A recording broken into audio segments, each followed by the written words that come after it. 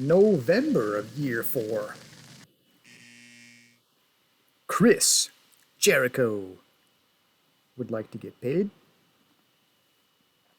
Fair enough. He shall. My promotion was featured in a America magazine. That is our region, as we're trying to improve the popularity, get it back up to that S rating, which we've been at, super rating. Hope it boosts our popularity. I hope so too. We'll take a look. Take a quick glance here. Records and help. Promotion stats.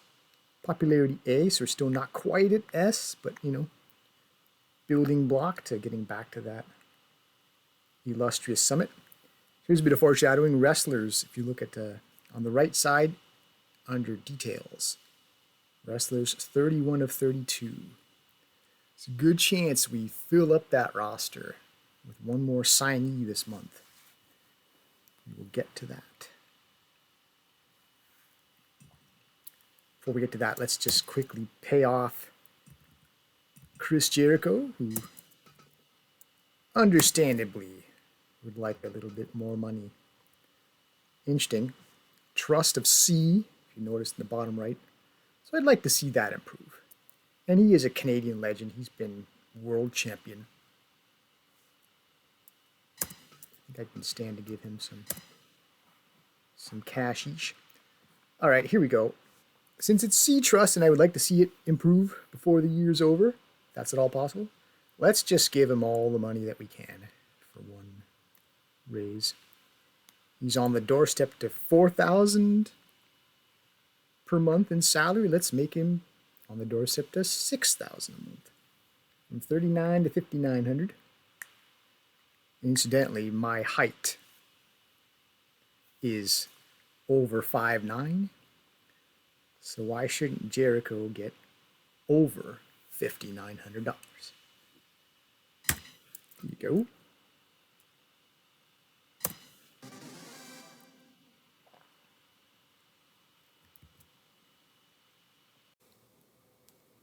Speaking of guys named Chris,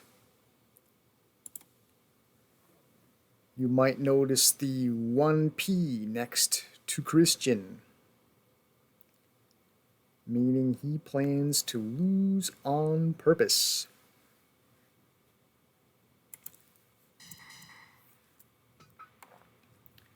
Shota, the irredeemable, gets his demanded challenge. And it's the champ's turn to do the honors.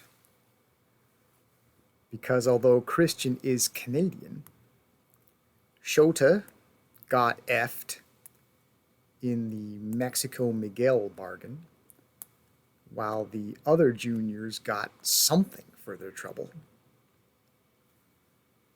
So we have Christian wearing his alternate blue, perhaps a bit glum, about to lose the title. But in return for Christian doing business, I guarantee him a rematch in December for what will be Shota's junior single title. So we'll open the match card with this because being a non-contest, probably a good match for any late arrivers to miss, especially considering the home country Canadian is set to lose anyway. And the sooner I pacify Irredeemable's rage over the junior tag political screw job, the sooner all of us behind the scenes can rest easy. So that accounts for 2 of the 5 juniors, which means 3 remain, so there's not going to be a junior tag match, title or otherwise, not enough remain to form a duo versus Team Dark. Those guys.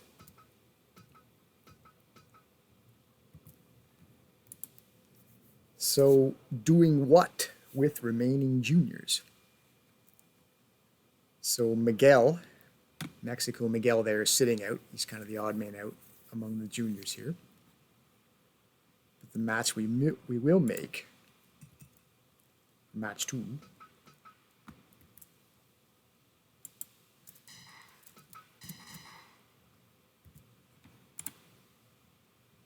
while we still have the chance to make this tag, it shall be Team Angel. The recently added Matt Angel Jr. will join forces with One Winged Angel, which is the name of Kenny Omega's trademark move. And their match will be KO versus KO. Shout out to Ed, who pointed out that Kenny Omega could be a KO.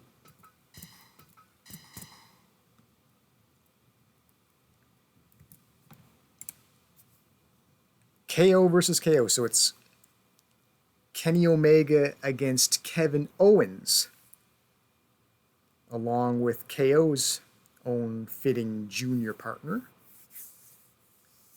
in a mixed weight tag team contest.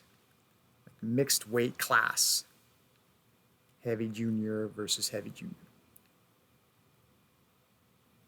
And, side note, Kevin's best friend, I didn't say his name, but there it is, Owen Miller. So Team Owens, Kevin, and Owen Miller, Team Owens. And as a side,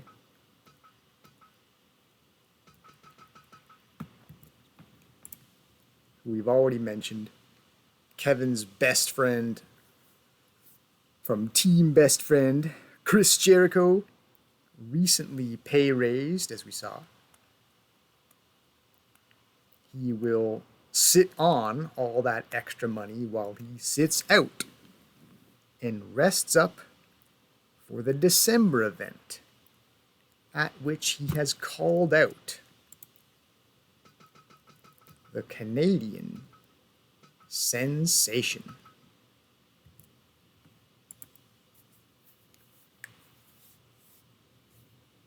Which is Lionheart's hated rival in this promotion. Let's get them both on the screen, just so we're not confused about that. Who did I say? It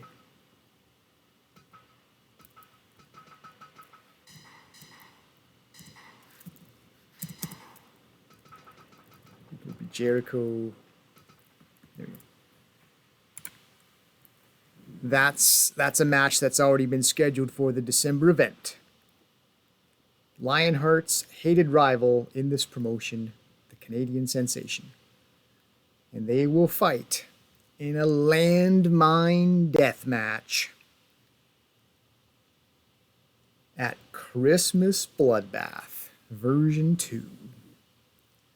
So we have Jericho hoping that extreme environment will finally bring him a sensational victory over Alan Hawkins. So that's a little look ahead.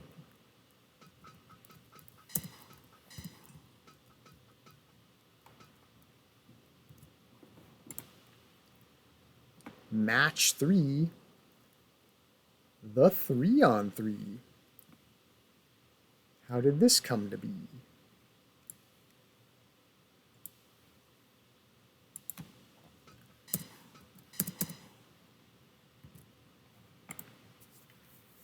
Sharp family. Iron Mike, Mike Jr., Glum, again, over failing to win Canada's Tag Team Championship as father and son, stewing over where they go from here when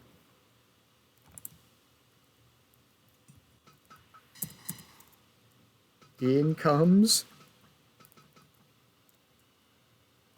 Larry Sharpe, who says, guys, look, it's not realistic to challenge Team Terrible again.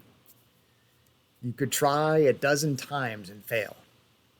But since I am a Sharpe as well, even if unrelated, well, even though unrelated, it's not if, you two might still win a Canada Championship as father and son as a team if the three of us form Sharpe Squad.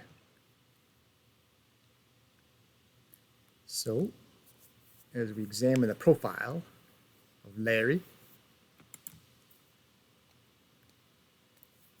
known as the Pretty Boy. We've had a couple of those already in this promotion.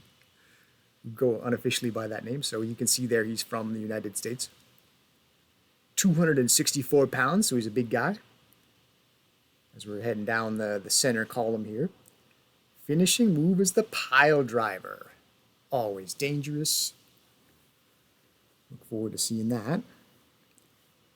Farther down, we see 2 mentions of the Cobra Twist. Not sure what that is, but I assume it's a submission hold. And apparently Larry likes it a lot because he's got it down there twice. So heading down the right column of the profile, attack and defense C+, so maybe not the best wrestler, but not paying a fortune for him. His salary is just over $1,000 a month. Quite reasonable. Match style strong. So he's already wrestling the style this promotion promotes, let's say. So he'll fit right in, I'm sure. Popularity B in the America region, so he can certainly help put fans in seats. And trust level D to start, which we've certainly gotten very used to.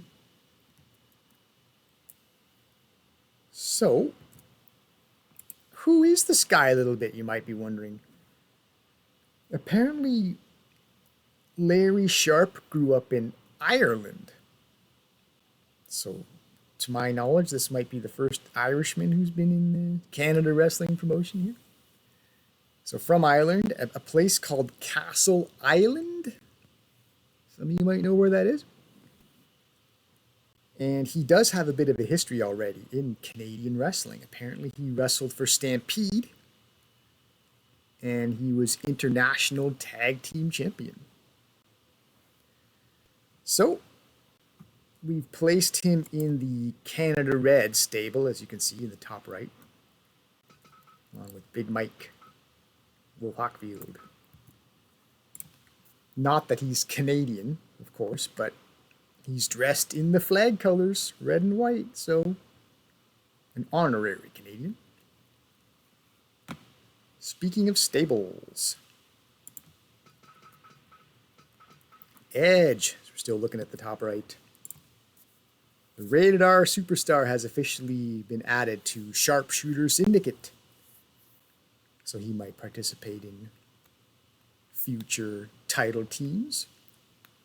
For now, he's odd man out. He's sitting out. But speaking of Sharpshooter titles,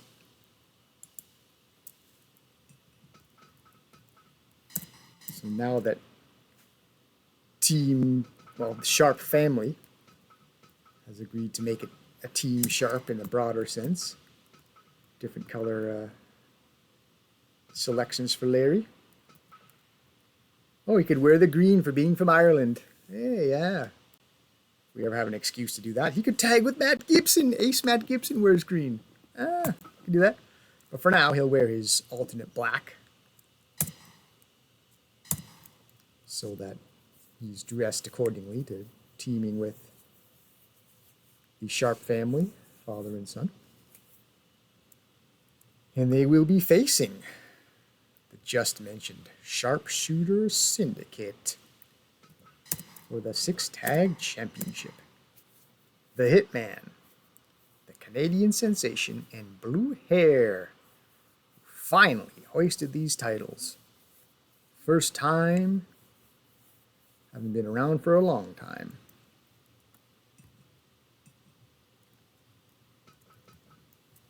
So they'll make their, I believe that's their first title defense, is it not? Against this team.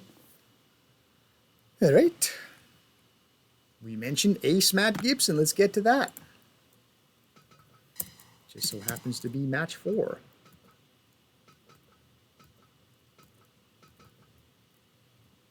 Not sure if Warren Watson, the Midnight Knight, should still be in the Satan stable. I just don't have any particular other place to put him. So this is where he came into the promotion with the Satan, Team Satan. So still technically Satan stable. But there he is, the Midnight Knight, yeah, your ace, heavyweight champion. So, and we just mentioned Pretty Boy with Larry Sharp there. So, owing to the results of Halloween, still no Pretty Boy battle rematch between Midnight and Ted Axel here in... Let's put them both on the screen. Take but a moment, will not. Okay. So, still no Pretty Boy battle rematch between Midnight and the Wise Man here in November. Because not only... Let's go back to what we had there. Not only did the ace earn another shot at Midnight after a very spirited challenge on Halloween, but now, as we look at match 5, back to Ted Axel, we have a $90,000 rematch for Canada's Tag Team Championship, as the Blue Blazer and Ted Axel will face Team Terrible. You see Jason there wearing his red. We've already mentioned the Christmas Bloodbath is coming up again next month, so Jason's getting into the spirit in advance.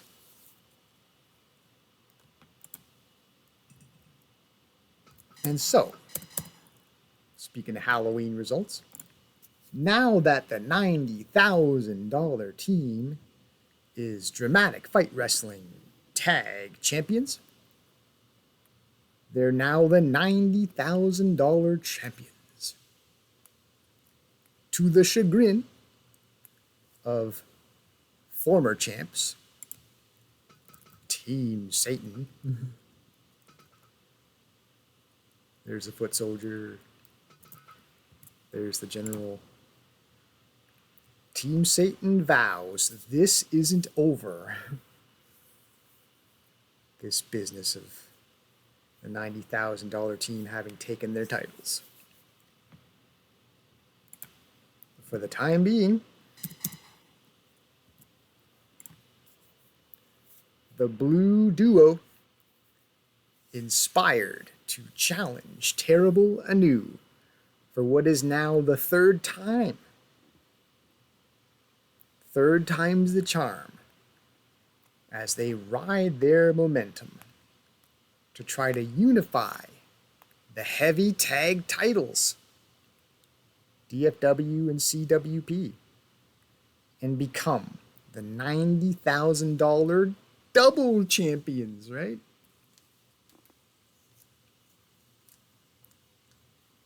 Don't always get an excuse to show this. I'll show it right now. Aiming to become double champions.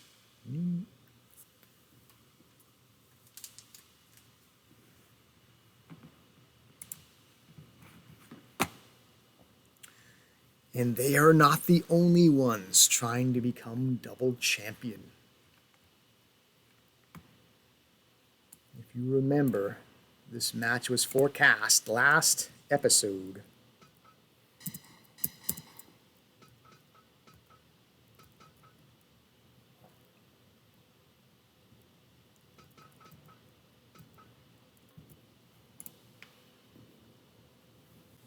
The Baron Charles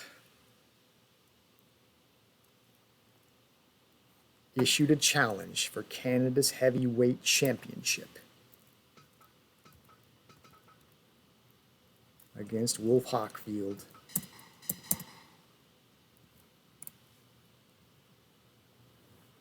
Who's now wearing his red as well in honor of the coming of the Christmas show.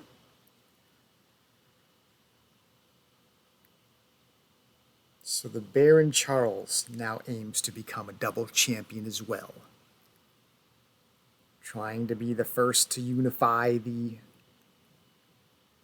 or at least the first two heavyweight titles that have come into this promotion. We have three now, if you remember, there's Ace, but he can become a double champion at least. And I've decided that Wolf Hockfield, his championship nickname should be Top Dog, right? Wolf, dog, canines, right? So there it is. That is the main event.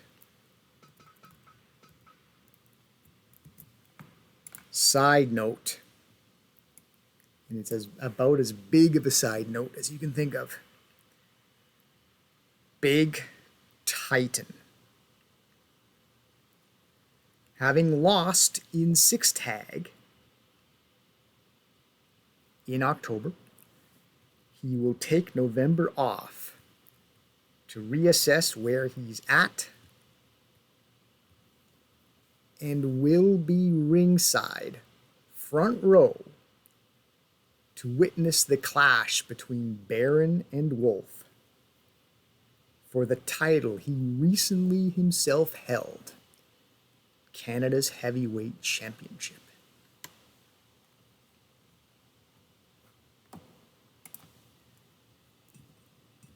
There we go.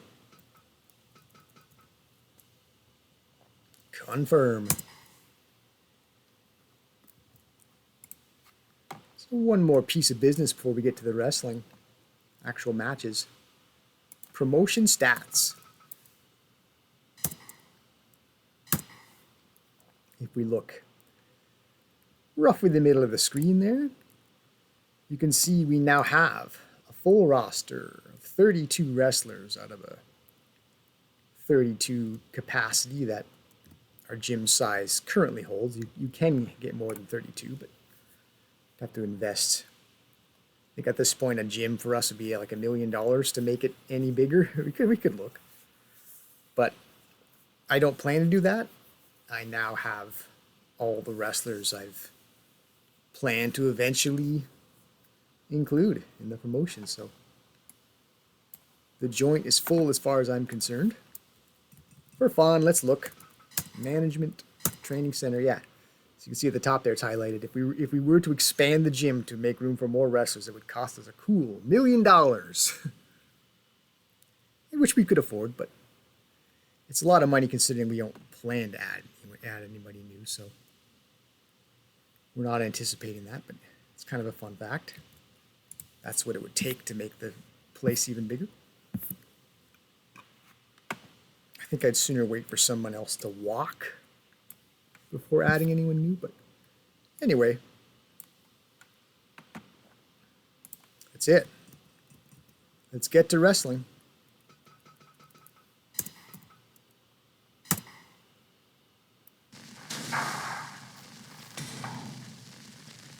November of year 4.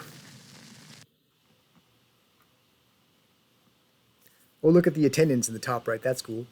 27272 out of a 30,000 capacity. Pretty cool. Match 1 for Canada's Junior Championship.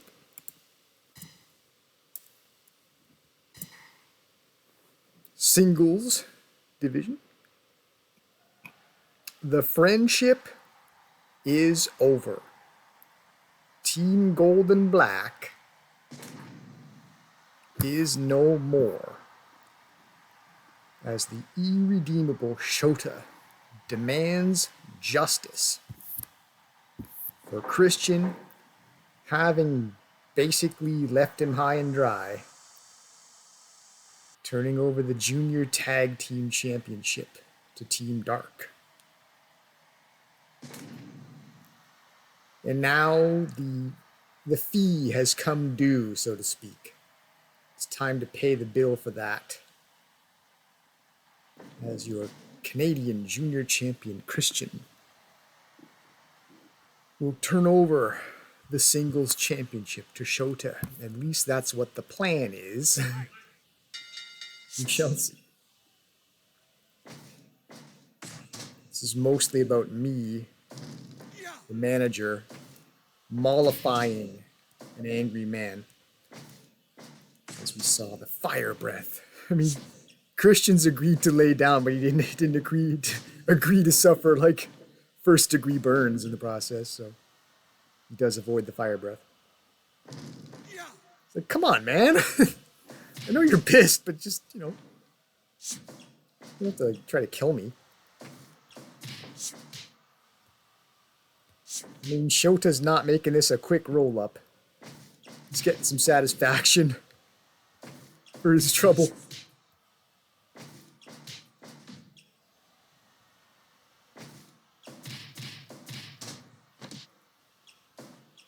Just working over strikes. I guess he figures as long as we're making this into a match, I might as well get a workout in. And a little bit of nastiness just to show he's not happy.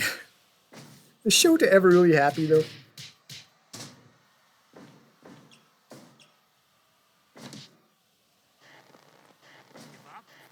And I think it's safe to say that this is as good a time as any for Christian to submit and agree to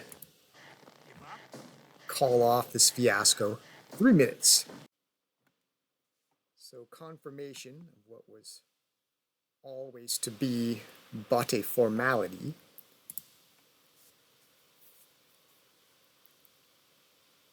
As mentioned, this match is set again for December at the Christmas Bloodbath. They will go for real for this title. It's all even. We've tidied up all the loose ends. December we will be about who is the man in the junior division. For now, Canada's junior champion, Shota.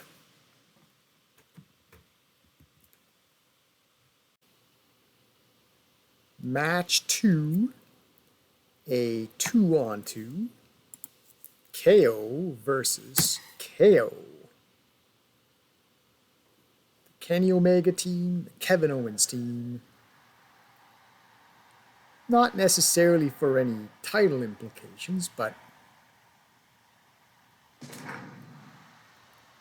as a fun sort of heavy junior mix. Haven't done a lot of that. So Matt Angel probably found himself a pretty decent tag partner. Bang! Omega has had success. He's been tag team champion.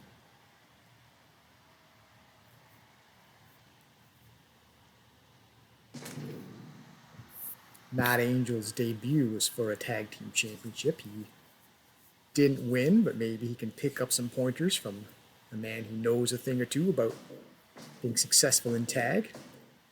And then these two, Owen and Owens, who I think they have 3-man tagged on 3 occasions, according to my quick check in the record book. Body slam by Big Kev. Although I don't know that these two have ever paired. Like I say, we haven't done a great deal of heavy junior. it doesn't lead to any pure title implications.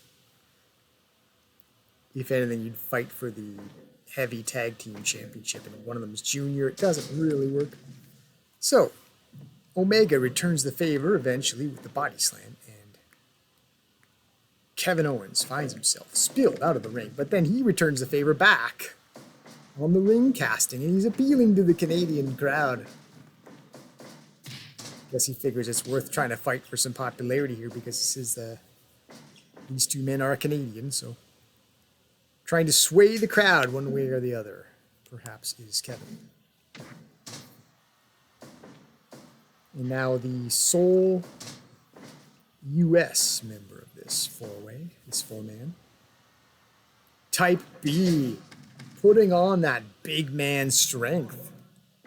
Press slamming the heavyweight out of the ring. Awesome display of strength. And then we've got the two juniors in the ring now.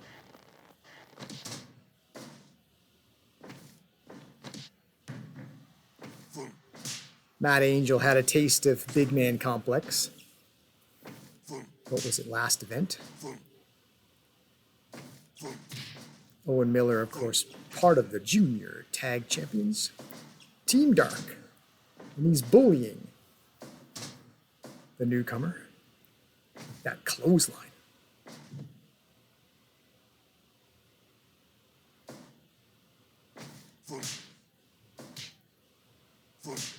So this is more of a special attraction than a title implication match, but you know, a win is a win is a win. Anytime you pick up a victory, it's an argument in favor of some future opportunity.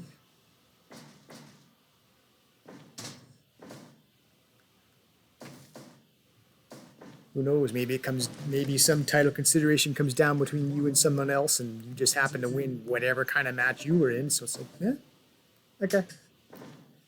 So, Owen Miller gets his first taste of being thrown outside. Has everyone been out now?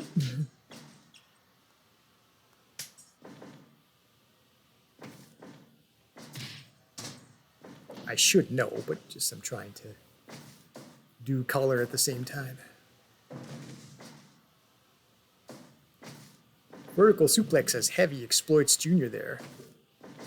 Big Kev on the smaller Angel and throws Omega one end of the ring to the other with the Irish Whip. Now we'll trade strikes.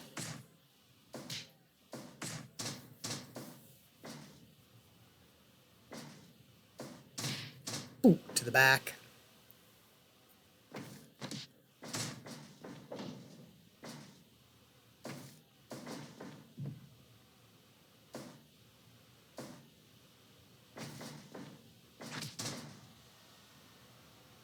In case you're wondering, at least two men in the ring right now do have matches scheduled for the Christmas Bloodbath. You might guess, who is Kevin Owens most likely to want in a grudge match? Who is Kenny Omega most likely to be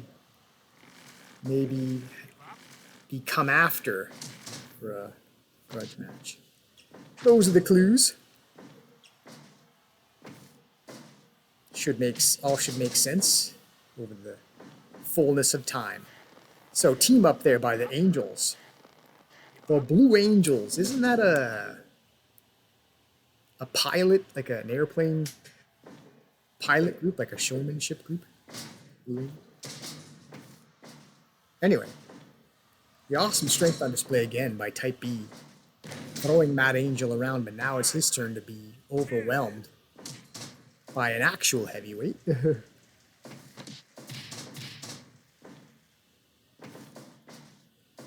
Super kick.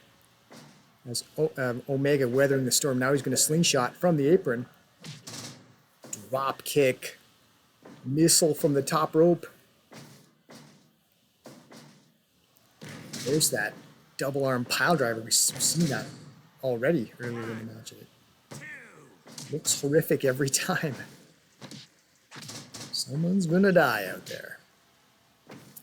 All four men in the ring right now. Flying kicks on the team up. Blue Angels. The Blue Angels fly. What was that deadlift German suplex? As Omega taking advantage of the junior. So we've seen that more than once now. And that's certainly part of this dynamic. Perhaps which heavyweight can exploit the junior on the other side. Assisted powerbomb. Oh, climbs the ladder, did Angel. See that? He stepped up, climbed Big Kev like a ladder and kicked him. Bit of a high kick there by Angel. Running power slam. Narrowly avoided bowling over Omega in the process, but Team Angel is back on track. Oh, New Age Bulldog.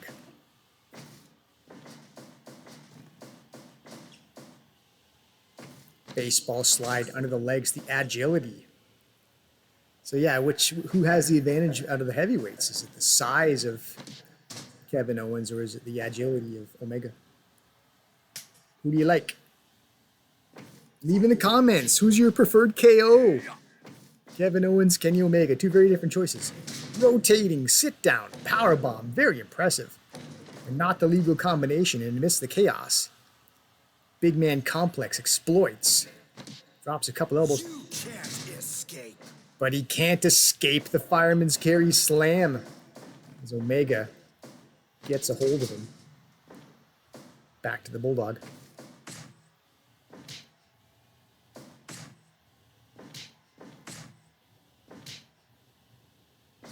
Test of striking, which Omega says, nah, as a junior, shouldn't be doing that.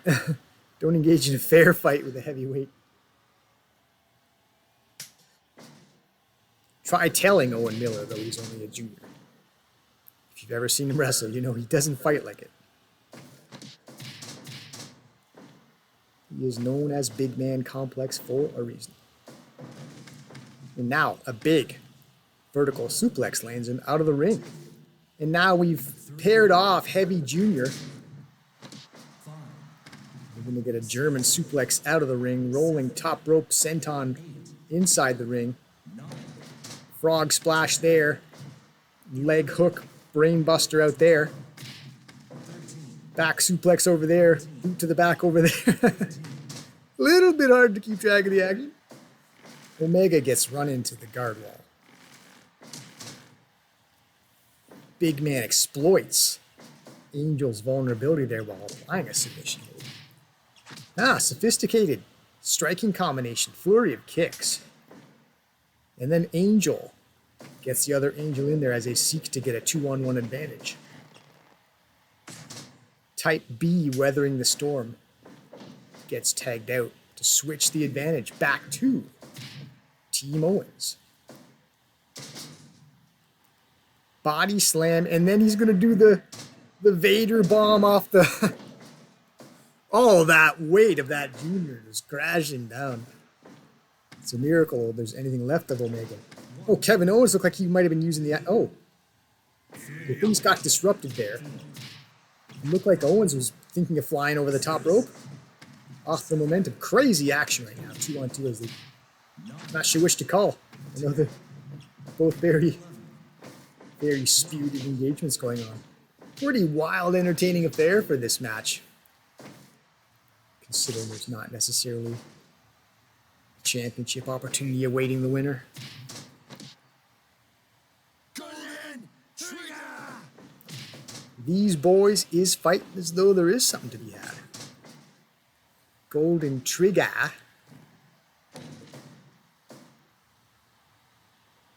It's rolling backsplash off the turnbuckle. Oh. High kick lands on the smaller opponent. And after all this mayhem, we're back to a pair of juniors in there. Trying to settle it. Stomp. Pin attempt in the center of the ring. But KO was there first. The Kevin Owens variety. Makes the save. Lands the DDT. High kick. Eye rake. Four men just going wild in there. Big man with a body slam. Type B stands for body slam in this case. Drop toe hold. Some old school wrestling there by Matt Angel. Drop kicks from the back, from the backside. We approach 20 minutes of match clock. Back cracker. 20 minutes gone. Golden trigger. Another golden trigger as Omega shows Matt Angel some of the finer points of tag wrestling. Brutality. Bang. And Omega sort of throws it in Big Kev's face there, the point. Gives him the bang right after giving his partner the bang, the double bang. Golden trigger for the finish.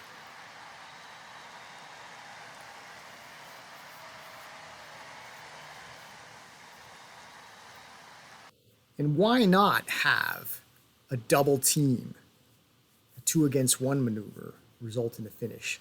Tag team wrestling needs more of that. That should be one of the main factors in tag team wrestling is which team can utilize 2-on-1 advantages.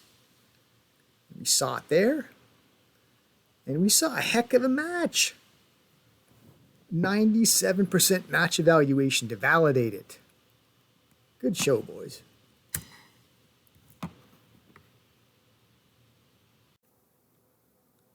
Seeking 6 tag gold is the newly formed Sharp Squad. So we have Sharp versus Sharp, essentially, in this match, right? You might have twigged onto that by now. There they are. The new arrival, Larry Sharp from Ireland / the US. Joining forces with father and son, Mike Jr. Iron Mike, the captain and Canada's greatest athlete. Denied the Canadian Tag Team Championship. They're going for the 6 tag, are the Sharps.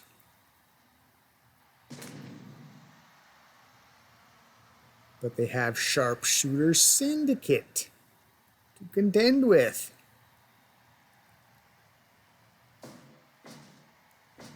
Team formed many moons ago. For a long time, the 2 Canadians had branched off and were a version of tag team champions for quite a long time. Now they're back together and they hoisted the 6 tag championship just recently.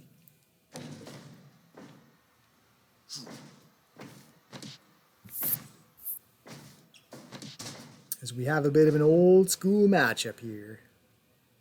Going back to classic WWF days. Yes, I said it.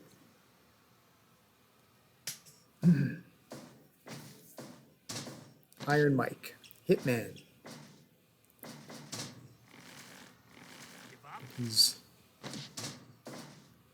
The sharpshooter has given way to Blue Hair.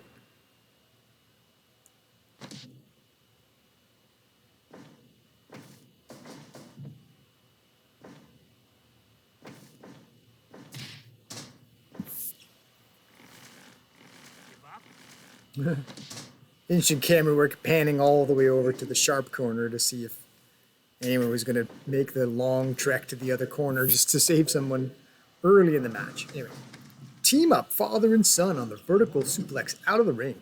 2, 3, 4, Work a torch or headlock out there, 6, cranking on the neck. 7, 8, It's a lot of pressure to be applied. That Mike Jr. is a big kid. 11, Blue Hair goes for a table shard to try to turn that situation around. Mike Jr. comes in swinging with a steel chair. He's like, draw a weapon on me, will you? He came in hot swinging that thing. Looking to just tune somebody up. Ultimately didn't connect, though. Now he's got a sensational opponent to have to contend with. 2, 2,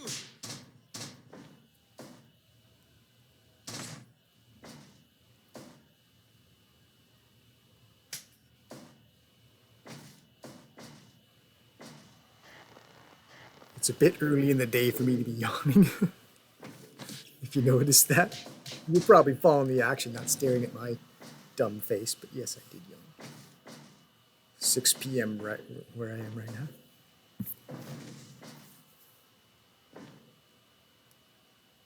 So vertical suplex by pretty boy Larry Sharp. You get a pretty good look at him now. Working against the Sensation, looking good, putting moves together. Huh. Interesting. Some manner of ankle lock submission. Attempt. Ah. Larry looking scary in there. The Sensation delivers a headbutt, buying him time to get out of there. Give someone else a try at this guy. Looking good in his debut so far is Irish Larry. It's alright. Okay, I can try that. Snap mare. Stomp to the leg going after the foundation, but eye rake. Hitman says, I'll pull something out of my bag of tricks to see if we can do something with this newcomer. Discombobulate him a little bit and then land a swinging neck breaker. There's the crafty veteran. Hitman going to work. Turning the tables for his team. And now it's 1 against 2, not doing as well as Sharp squad members team up on the clothesline.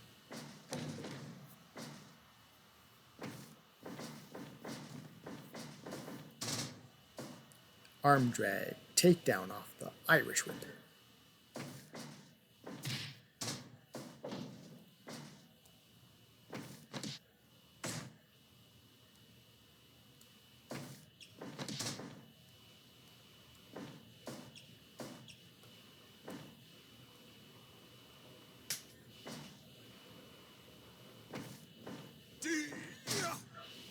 Sensational snap suplex. As Canada's greatest athlete is struggling against the numbers game there.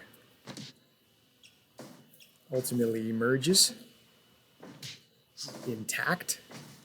Looked like he executed a vertical suplex and may have landed on that steel chair that his son had brought in. Might have hurt his aging back a little bit. Sensation maybe going to the top turnbuckle a bit early.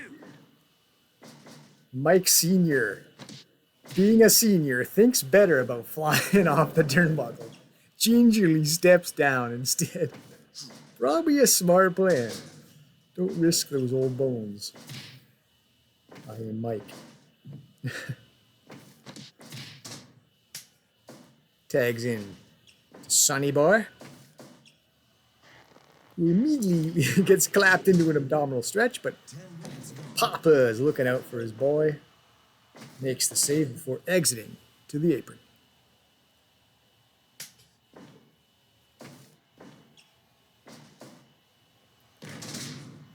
Assisted powerbomb as Sharpshooter Syndicate members team up.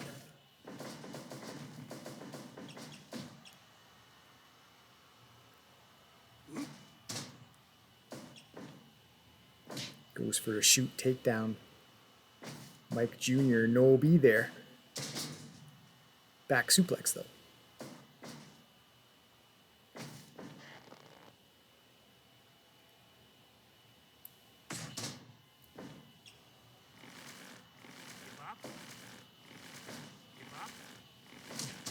Weird choke, but Daddy Dearest wasn't just going to sit by and let that go on.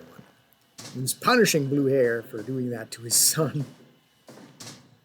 Dragon screw leg whip, but he's got to get out of the ring sooner or later, and Mike Jr.'s got to cope with the superior experience of Blue Hair. Fire jumping powerbomb as Blue Hair is exploiting the junior member.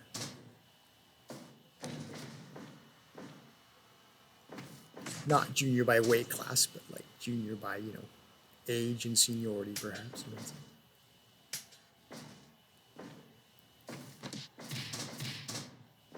There are no juniors in this match, although Blue Hair, he is small-ish for a heavyweight.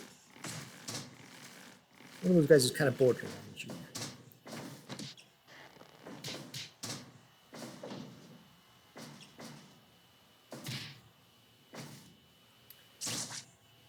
Too big to be a junior, a bit small to fight some of these bigger heavyweights we've got.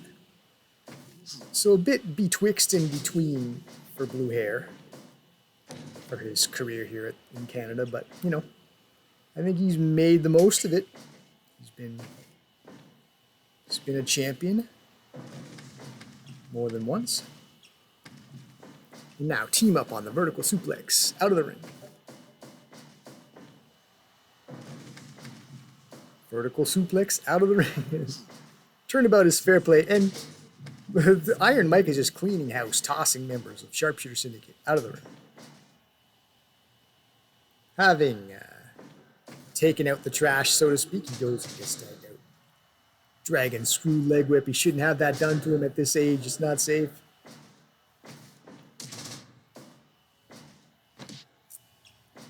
Body can't hold up to things like that when you're his age, can they? Anyway.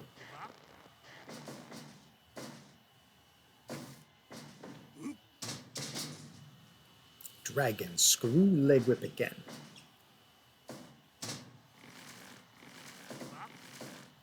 Sleeper hold, but help is on the way. Hitman bravely in there to make the save, but there was too much cavalry on the way. Trying to prevent the save, I guess. Save was made. There's too many. Atomic drop, going old school.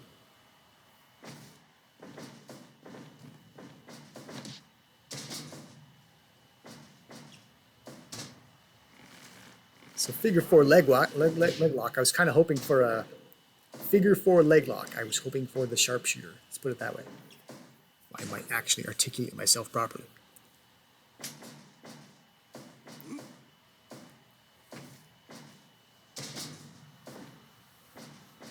Sidewalk slam. Team up. Our Sharp Squad members, the clothesline, they pose down together. Why not? We'll do some early bonding by this team despite their first time teaming up. Flying elbow. You might even say sensation. Off the top rope. Or off the turnbuckle, I guess, more specifically.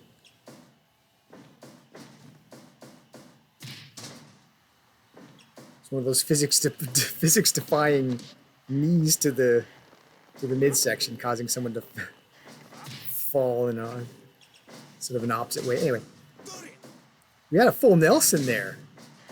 Submission attempt by Iron Mike. And all 6 men brawling in the ring. Northern Light suplex, but we're deep in the challenger side of the ring. The save was made, no prevention really possible there.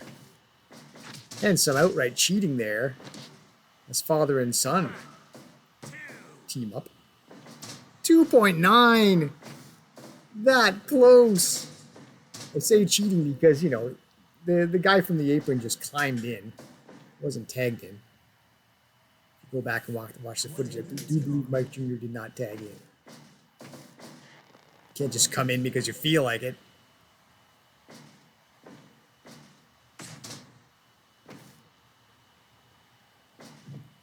Unless you're trying to make a save on a pinfall. Typically they frown on, they should frown on you just deciding you're just going to join the match from the apron. Anyway.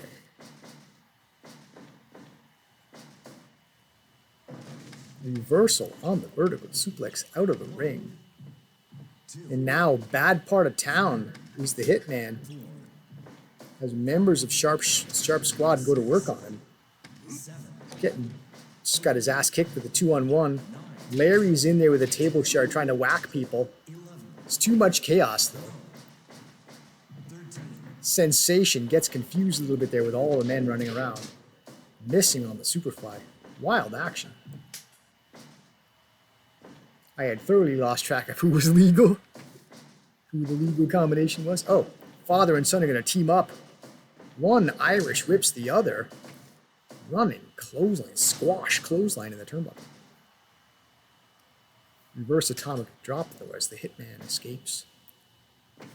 Gets tagged out. Iron Mike handling 2 sharpshooters at the same time. But only for so long though. The numbers game, as I've said many times, it'll catch up to you. Fighting 1 against 2.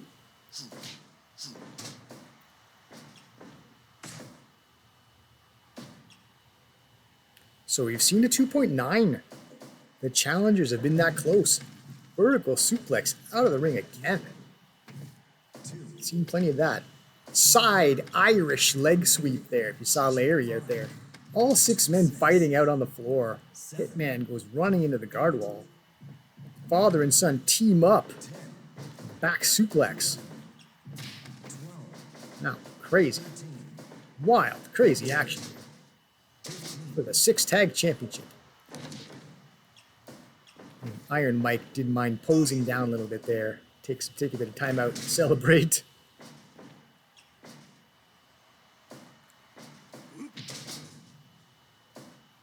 Discus clothesline though. Father tags out to son. Snap suplex.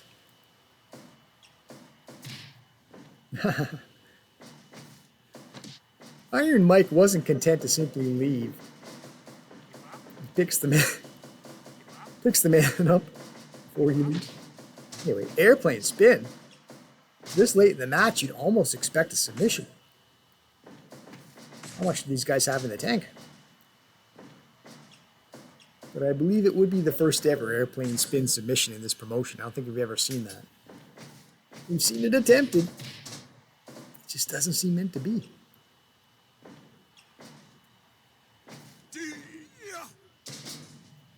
Body slammed into the corner. The Sensation is going to fly. Sensational Superfly. Hauls Mike Jr. onto the steel chair and pins him on it.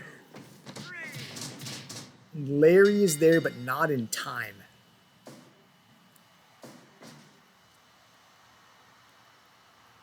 We have a 3 count. And we have still 6 tag champions.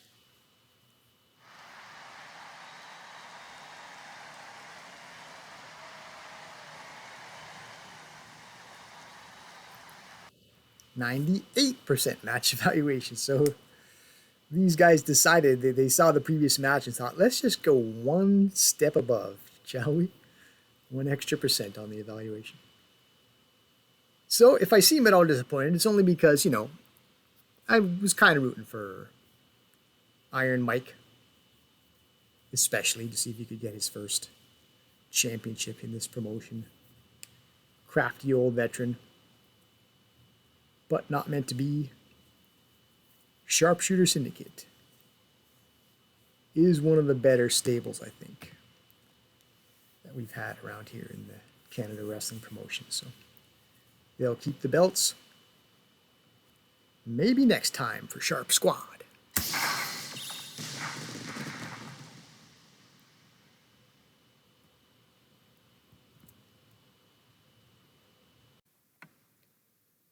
Match 4 for the Ace Heavyweight Championship.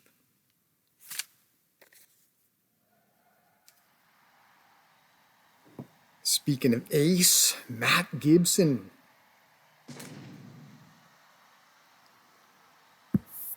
Came into this organization as a heavyweight champion, the Dramatic Fight Wrestling heavyweight champion. Dropped that title and was never able to win it back. Now he challenges for the 2nd time for the title named after his nickname. Well, not named after, but name that he shares with.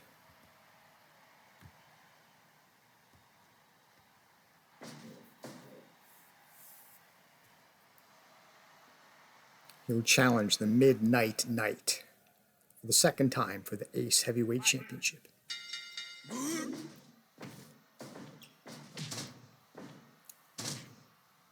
I want to call that, it's got to be a better name for that.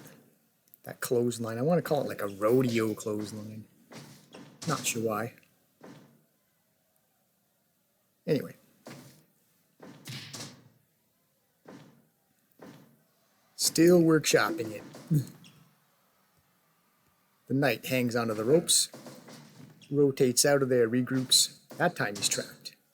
Working that arm drag takedown early is the champion.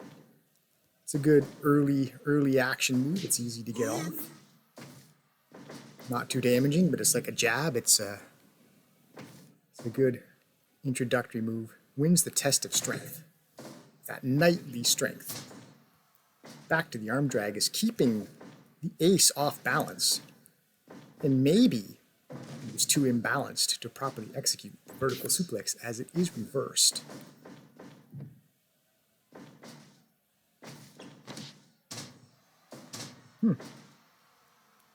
Crowd pleasing roll up there. You heard the fans appreciate that.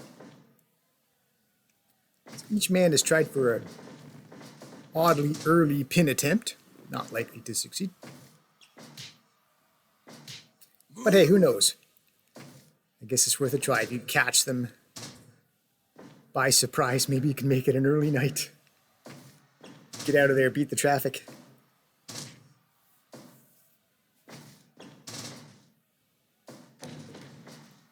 So dropping that elbow after the arm drag. Now he's comboing. Seems to me that's called, you can call that a Rainmaker clothesline. I think Jake the Snake Roberts used to use that. We called it the short clothesline. These names aren't satisfying to me. Maybe it should be an Irish clothesline. Not just because Matt Gibson's doing it and he wears green, but because it's almost like off an Irish whip, even though you don't send the guy off the ropes. DDT, by the way. So we see one of our first big moves. As long as Matt Gibson's doing that, I'm going to call it the Irish clothesline. So we have that diamond cutter off the shoulder mount. Fireman's cutter. Fireman's carry / cutter, shorten it to fireman's cutter.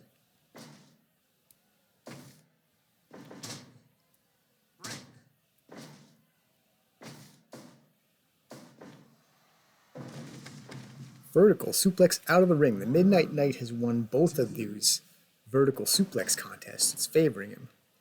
I mean, Matt Gibson's a little taller, a little more wiry, if you will. Perhaps the Midnight Knight has a more condensed muscle.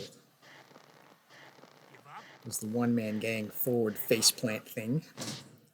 Follows it up with a chin lock. It's a pretty good combination wrestling on display so far by the Ace champion. Phoenix Plex were in the ropes. Probably wasn't going to get a 3 anyway.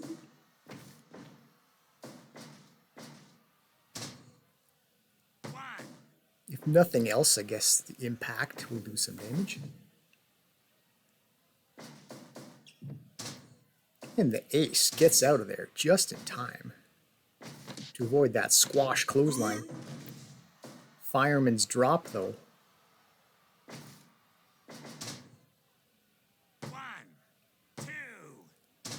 2.9 off the small package. Okay, so combining surprise with your opponent a little worn down anyway. Spine buster. Kind of early for a 2.9, actually. Another 2.9. So perhaps the Ace's spine wasn't quite busted. And the Midnight Knight feeling pretty good about himself right now with a couple of 2.9 counts. Figures it's never a bad time to take a look for any of the hot ladies in the crowd. Eats a power slam though, kicks out easily at 1, so the champ is well ahead. Go by the disparity in pin counts. 9 minutes on the match clock.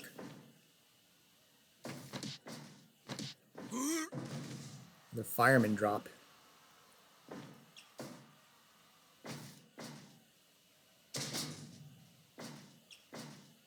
body slam. I guess the champ, having had a couple 2.9s, he figures he still needs to do a bit of work, get a couple more moves in there before trying another pinfall. Rotating Brainbuster, though, as the ace looks to close this gap. And he's got himself a 2 count. 10 minutes gone. As ring announcer notifies us of the 10-minute mark. One-man gang slam. Follow-away slam in reply, though, by the ace.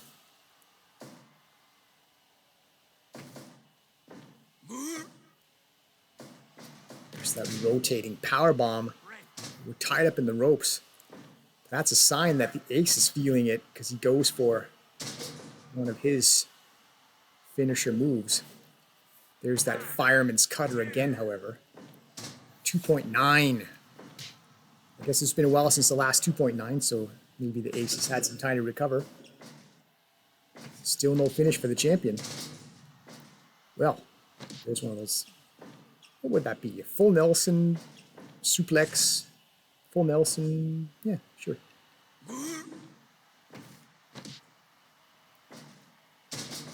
Another one of those fireman cutters. How many of those can the ace eat? It's such a long drop. 3 count that time. Credit the ace. He kicks out, but just a hair late.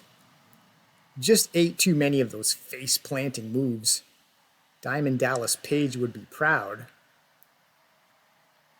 As the Midnight Knight gets it done.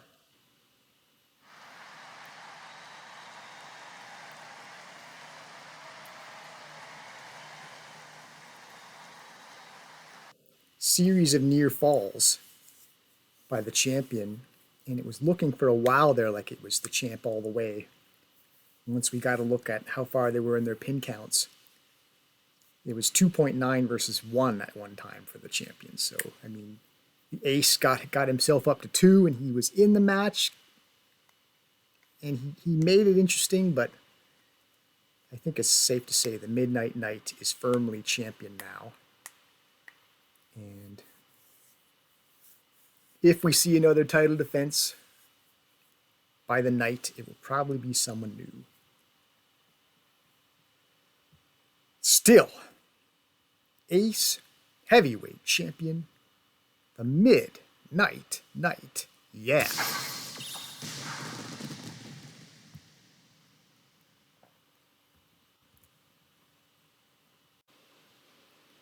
Hey, I've got it.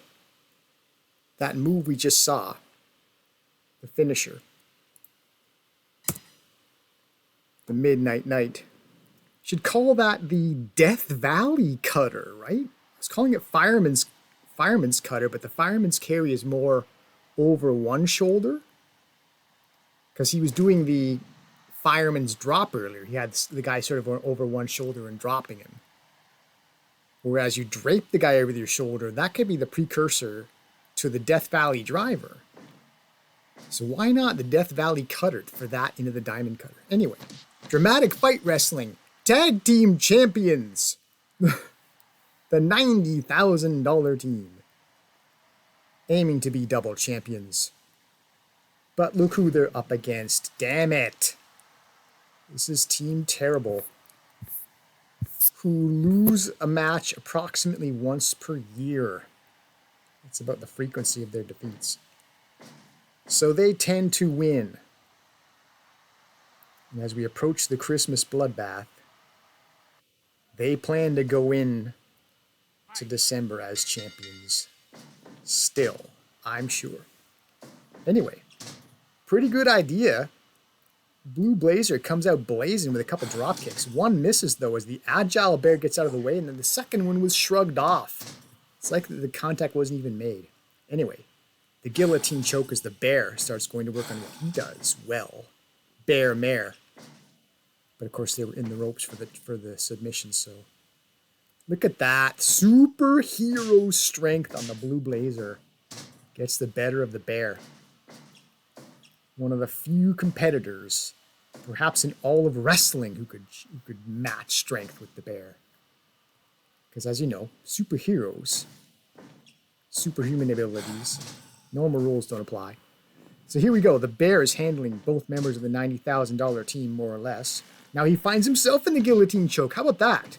Standing guillotine choke attempt by the Blue Blazer because he tried to turn the tables on the bear.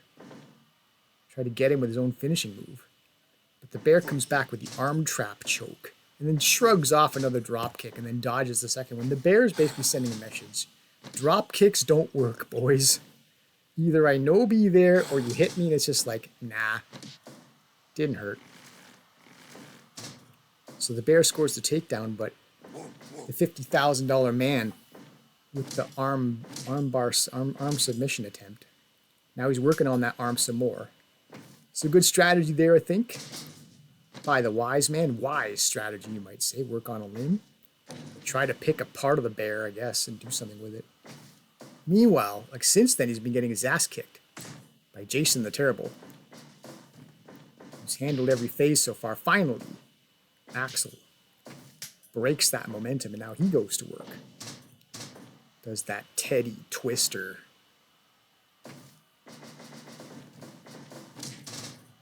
Running shoulder tackle. Pretty exciting back and forth between these two. Vertical suplex, maybe too much excitement for the wise man. He tags out to his $90,000 championship teammate. And they're attempting to work as a team there. And you'd think that they would have some success at that. They've teamed several times, and they are tag champions of a sort. So why not work well together?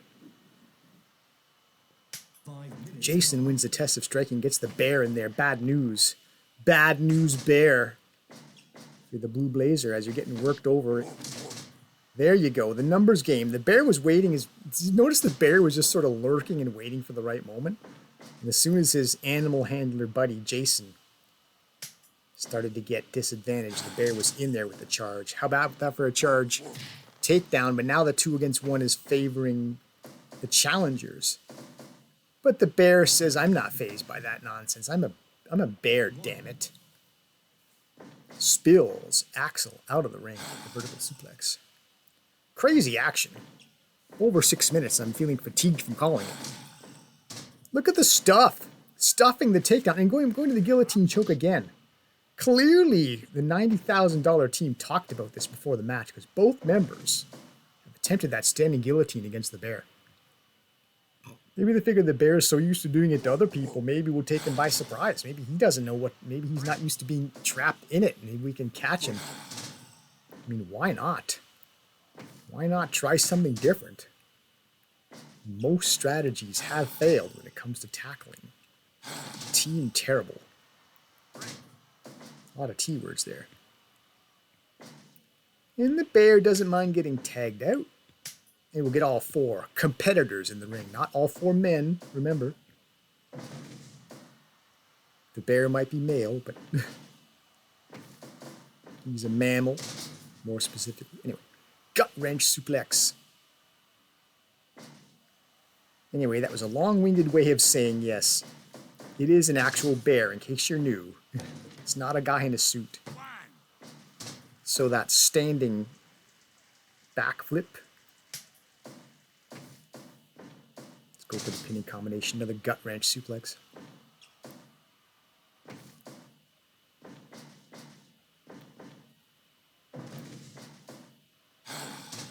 Yeah, if you don't know Terrible Ted, look it up on the internet. The wrestling bear. It was a real thing. Some guy trained a bear to wrestle him. And they put on a spectacle, I'm sure. I wonder for a while some people might... Okay, the bear's trying to end this match, by the way, under 10 minutes. Back-to-back submission attempts as the bear looking to get a close here. And it would surprise no one at 10-ish minutes for the bear to put away a match. We've seen it. Maybe went to the submission well one too many times that time, however. As again, the wise man, Axel, doesn't mind rolling with the punches, so to speak. Let the bear take me down if that's what it has to be, but I'll accept the takedown and immediately go into a submission attempt. Though I don't think we've seen the bear submit. I don't think we've seen the bear finished ever. Anyway, the mounted guillotine. We're well past the 10-minute mark now. It's clearly in the danger zone now for submissions. Roll up, not even a 1 count. The bear's just like, get the F off me, jerk. Get my animal handler in here. Team up clothesline. That always looks so nasty. Chin lock. Deep in the champion's corner. The challenger has a long way to go to make the save. Blue Blazer gets there eventually. Credit Ted Axel for hanging in there amidst that pressure. Teddy Twister to buy himself time to tag out. All 4 in the ring again. Another Teddy. Not this time. Not this time. The wrestling bear counters the Teddy Twister. You have a neck crank, but it's not the legal combination. No submission ask made there. But we'll get an ask this time on the neck crank. Assuming it was not countered. It wasn't. Maybe a bit late in the match for the counter where you're getting worn down. It's a freaking bear. Sooner or later, he's going to clamp that animal strength in on you. We have the submission right in the challenger corner, but just no time to make the save.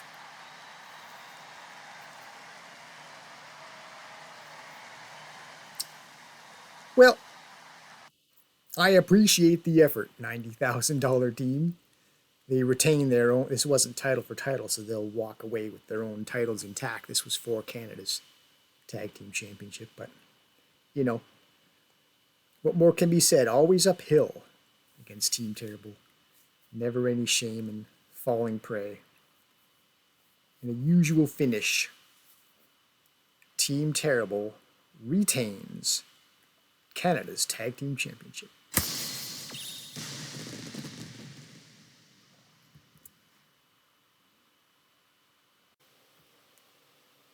Take 2 at someone attempting to be double champion.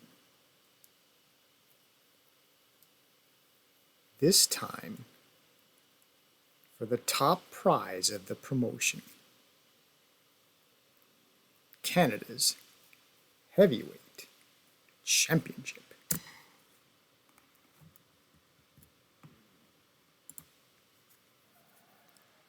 So the Baron Charles is aiming for this. And I guess this would be pretty historical, wouldn't it? I don't think we've had a double heavyweight champion in this promotion. We've had some double champions. No one who's held 2 heavyweights at the same time. The Baron Charles has held each of these titles individually, looking to make history at the expense of Wolf Hockfield, 2-time Canada's heavyweight champion, defending, eats the double arm suplex. And some early mind games as the Baron says, hey, chair shot, not cool. The referee says, break up this nonsense. Baron boots his way out of trouble and batters his man down. The challenger looking pretty good in the first minute. Looking strong and looking deceptive as well. The chair's illusion. Now he's being bullied in the champion's corner as the Wolf goes to work, using the turnbuckle effectively. It's reversed on him though. But the Wolf comes out only to get elbowed. Some pretty wild back and forth so far. Hard chop. Now it's the Baron's turn to finally get going to work in the turnbuckle. Oh, crotch smash. Using the top rope. Pretty spectacular. Using his junk as a weapon. But maybe too early for the power move attempt there as the wolf escapes. But now it's the Baron's turn to execute the counter, and oh, executes quite a different thing there. Saw the head down low. The wolf goes to knock the head off his opponent with that big high kick, misses though. The leg drop on the money. Rather early though. Double arm suplex, and oh, definitely going after it. The groin's been the strategy so far, hasn't been. The challenger, Baron Charles, has used his groin as a weapon, and he's attacked his opponent's groin. It's been all about the groin so far. Vertical suplex.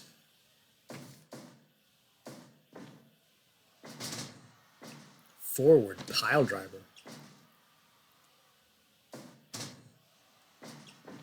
Attacking the legs now.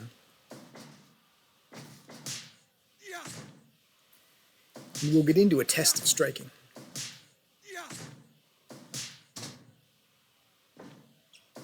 Won by the Wolf. Running shoulder, using his mass and his momentum. It's a battle of big men here. The Baron's not small at all. Right now, the Wolf is using his agility, his momentum, throwing his weight around so far. Goes for the armbar. Double arm suplex. Both men have utilized that move. Here's the agility now on display. Runs up the turnbuckle, lands the back elbow. Spectacular, and I'm sure it hurts. Now more of that power, the giant swing. The ref says, now we're in the ropes. We need to break that. Body slam as the Baron tries to wrest control. Settles it down with a back-breaking submission. Draped across the knees. Knee drape submission. Was it the Baron there landing the running shoulder? So try to turn about some of that power, fight fire with fire a little bit. Neck breaker. Chop to the throat. Again with that power driver. That's one way to use your man's weight against him. Just crash it all down on top of the guy's head. Rolling backsplash. He's in the ropes with the Irish whip. Exploder. Irish exploder. Oh my god. Oh geez. Back to the crotch thing. The in the pants pile driver. At least the Baron politely pulls up his drawers afterward. So we didn't have to see too much for too long. Back to the knee drape. See, that's the pants pile driver when you merely hook the pants to do it. But everyone saw it. Vertical suplex into the pile driver. But the champ was wavering there. It's been a rough match. Counter on the double arm. Seems like the double arm suplex has been attempted by both guys quite a few times, not always successfully. Small package. Interesting idea, just under 10 minutes. Probably not out of the question. Ooh, full Nelson, forward slam.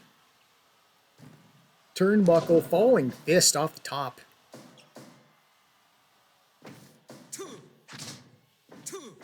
Flies in with that kick again.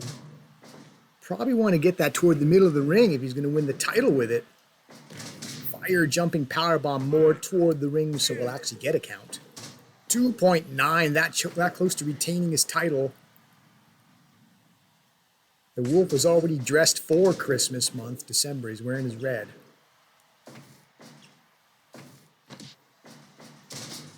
Full Nelson, German suplex.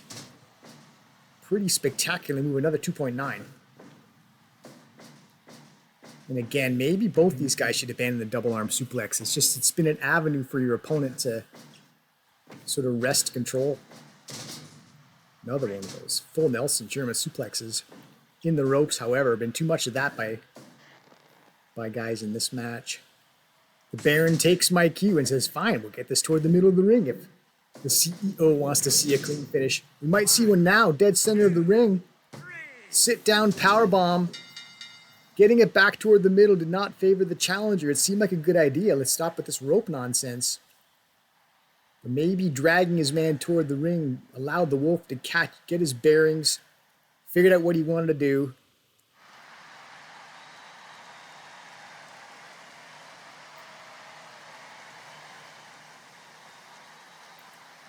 Executes what we'll call the Tiger Driver there. It's a type of sit-down powerbomb. Whatever the case, we already saw a couple 2.9, so the champion was looking good. And then he finishes it dead center, middle of the ring. Perhaps disappointing to be finished kind of decisively by the Baron. He's been away from this title for a little while. He's had his own title to defend. Now that he's stepped up to the big time, he's found that the top of the mountain is hard to get to. It certainly has been a long time, the championship held by the Titan. And now that he's dropped it, the man who holds it is proving to be a worthy new champion. As he's put together a couple title defenses, he is the top dog. Canada's heavyweight champion, Wolf Hockfield.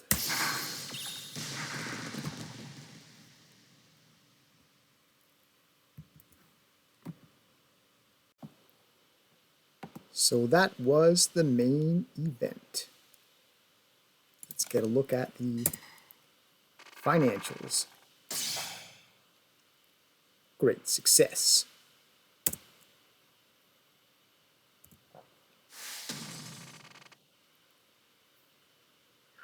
So, profit, nearly $2.5 million on the event, on the month. So that brings us over 70 million in assets. Will we finish the year with a cool 75, which would be 3/4 of the way to 100 million? Maybe. If not, it's a small thing to worry about. Details. Here's another D word.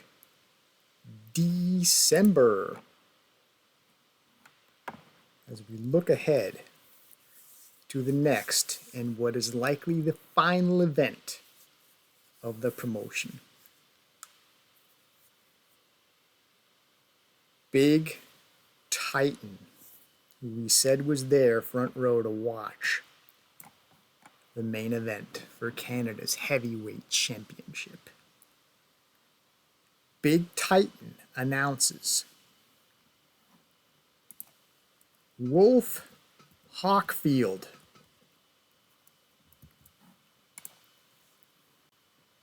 twice you've taken Canada's heavyweight championship from me. For the first time, it shall be me taking it off you. Next event for the year-end show, December. I get my title back. The king retakes his throne at Christmas Bloodbath.